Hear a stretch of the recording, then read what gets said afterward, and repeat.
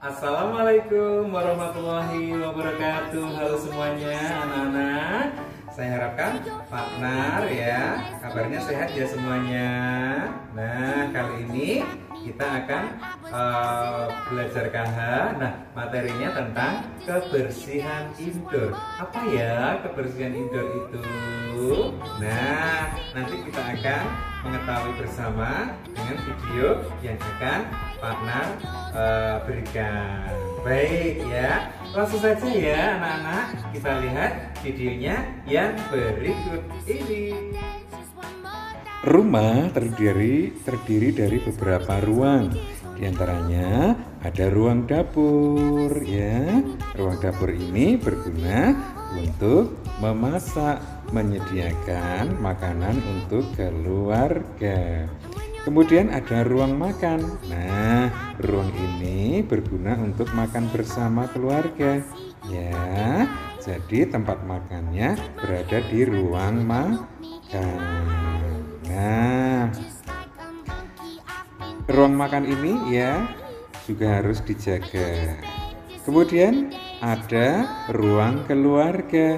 Nah, ruang keluarga berfungsi untuk bertemu keluarga, misalnya menonton TV bersama, kemudian mengaji bersama ya. Nah, selanjutnya ada ruang tidur atau kamar tidur. Nah, tentu saja berguna untuk istirahat, untuk tidur siang, untuk tidur malam ya. Nah, kemudian ya ruang tidur ini juga masing-masing mempunyai ciri ya. Ada ruang tidur anak ya. Kemudian ada ruang tamu ya.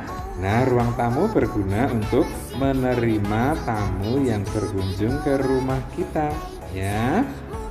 Nah, misalnya ada saudara yang datang ya, itu bisa diterima di ruang tamu. Kemudian ada ruang belajar. Nah, ini ruang belajar anak tadi ya.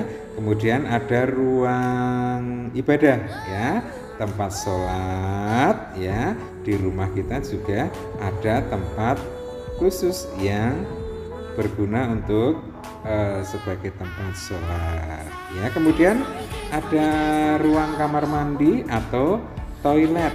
Nah, setiap rumah pastilah ada toiletnya.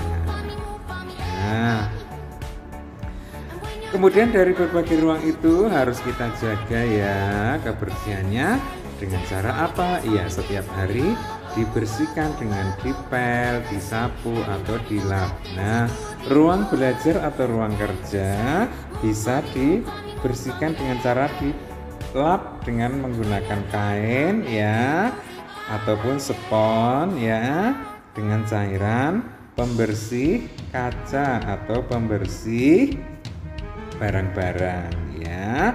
Ada meja, ada kursi, ada cermin juga dibersihkan ya. Karena apa?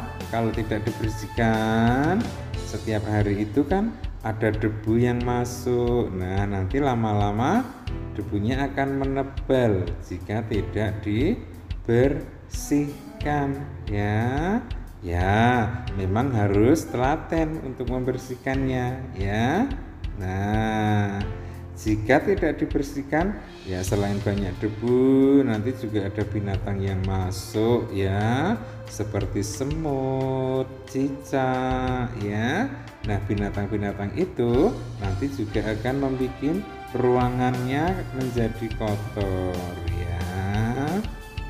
Nah, biasanya ada cicak. Nah, ada membuang kotorannya di situ, cicaknya di situ. Nah, kalau nggak dibersihkan kan nanti jadi penyakit ya. Nah, itu harus dibersihkan secara menyeluruh ya. Nah, seperti itu.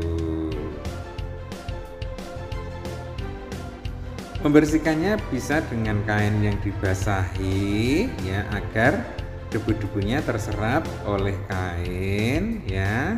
Nah, atau juga bisa dengan penyemprot. Setelah dibersihkan ya, Selanjutnya lantainya disapu. Nah, saat menyapu ya. Nah, yang harus diperhatikan adalah setiap kolong ya, ada kolong meja, kolong kursi. Nah, itu biasanya kotoran-kotoran itu bersembunyi di situ.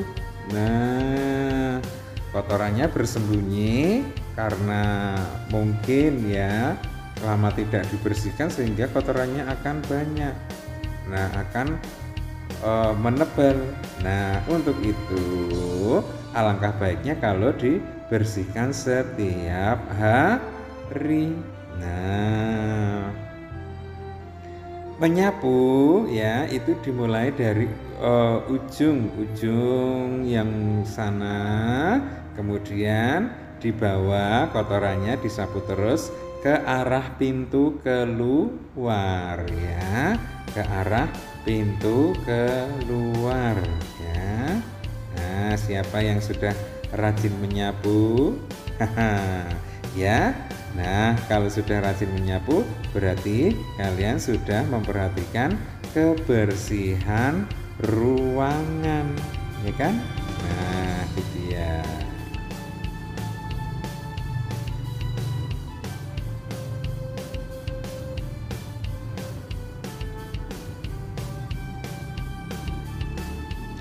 Nah, selanjutnya ada misalnya contoh ruang tidur nih, ruangnya berantakan, kotor. Nah, pertama kita buka jendelanya dulu supaya menjadi terang ya. Kemudian sinar matahari bisa masuk ke ruang tidur atau ke kamar tidur. Kemudian bersihkan debu-debunya di kaca dengan kemoceng boleh, dengan kain lap boleh. Nah, itu ada sampah-sampah di tempat tidur.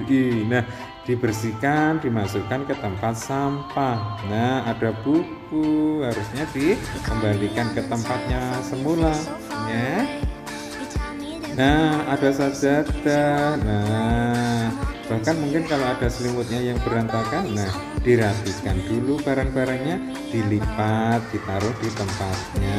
Nah, bantal gulingnya juga diambil dulu, kemudian spraynya ya, kasurnya dibersihkan dulu ya. Nah, supaya debu dan kotoran-kotoran mungkin kotoran cicak ya itu bisa hilang. Kemudian spraynya dirapikan, bantalnya ditata yang rapi. Nah, seperti itu ya. Nah, kalian bisa melakukannya? Bisa dong ya. Nah, tara, sudah bersih. Nah, kemudian hal yang terakhir yang dilakukan adalah menyapu. Sama dengan tadi ya, kolong ya. Kolong tempat tidur itu adalah tempat bersembunyinya kotor-kotoran. Kemudian, nah ada misalnya tempat sampah diangkat baru disapu bawahnya. Nah, supaya apa? Supaya kotorannya tidak tertinggal. Nah, itu jangan lupa ya. Jadi nyapunya jangan hanya di permukaan saja, tetapi harus di kolong-kolong itu ya. Nah, demikian tadi ya video pembelajaran tentang kebersihan indoor. Anak-anak sudah bisa mengamati dan sudah menjadi tahu ya, bertambah wawasannya bagaimana sih kita bisa menjaga kebersihan ruangan kita ya.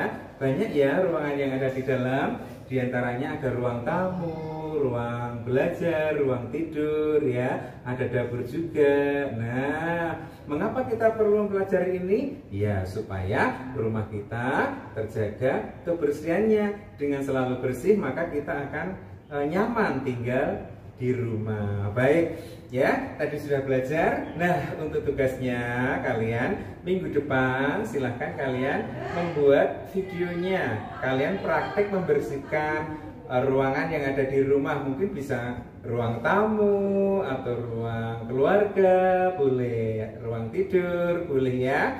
Nah, kalian praktek menyapu, menata barang-barangnya, mengelap ataupun mengepel. Oke, bisa nak ya? Bisa ya nak ya? Oke, Pak Nar tunggu ya videonya. Oke, sampai di sini dulu semuanya. Sampai ketemu minggu depan dengan materi yang berbeda. Baik, terima kasih semuanya sudah belajar dengan semangat ya. Dan akhir kalam, wassalamualaikum warahmatullahi wabarakatuh.